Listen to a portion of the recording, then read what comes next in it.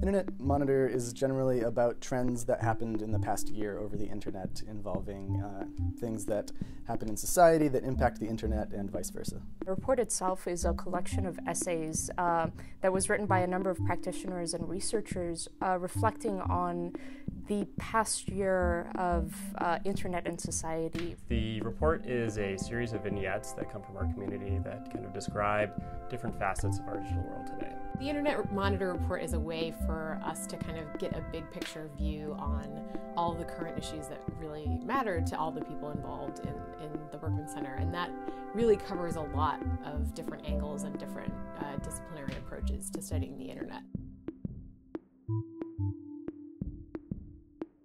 So my pieces appear in the data and privacy section of the report. One of them is a piece about mapping the data ecosystem, which is largely about understanding the number of entities involved in personal data markets and trying to really understand where the flows of data happen.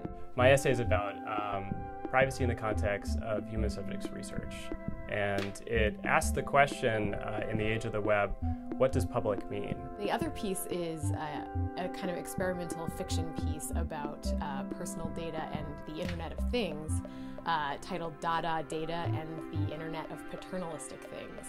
And in it I talk about how my fridge basically is predicting a pregnancy. What's going on right now is an interesting revolution in the social science and behavioral research fields. Essentially, researchers are mining the web now for data on human subjects. And they're using it to build these vast research data sets, and they can learn all sorts of new and interesting things about the subjects whose information they're collecting, but it raises some new and interesting questions about privacy. The section's called Public Discourse, and that was basically about how communities have conversations online, how those conversations play out, and how technology mediates those conversations.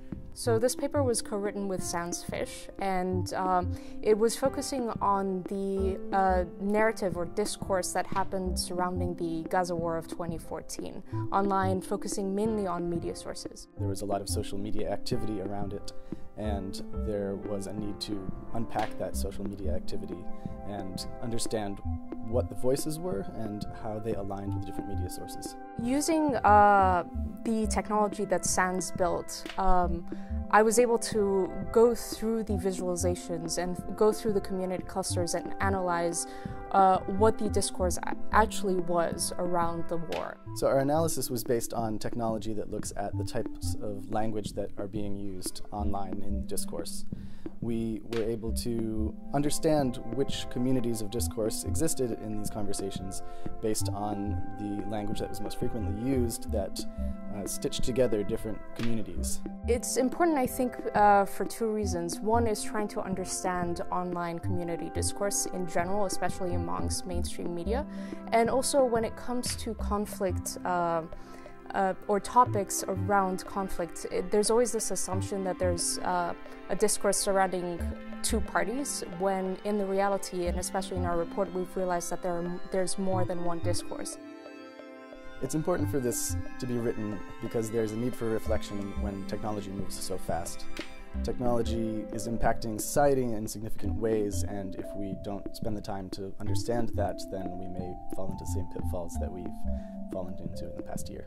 I think it gives you a great snapshot of what's been going on in the last year, and also it gives you some insights into what are the interesting things that other people are studying.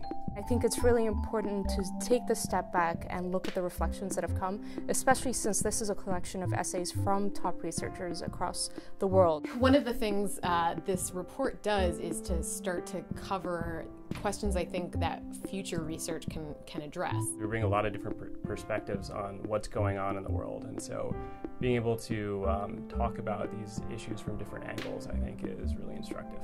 This report is important to read for people who aren't in the Internet and Society domain because it gives them a very 30,000-foot view look at what's going on the Internet and how communities are forming and how conversations are playing out.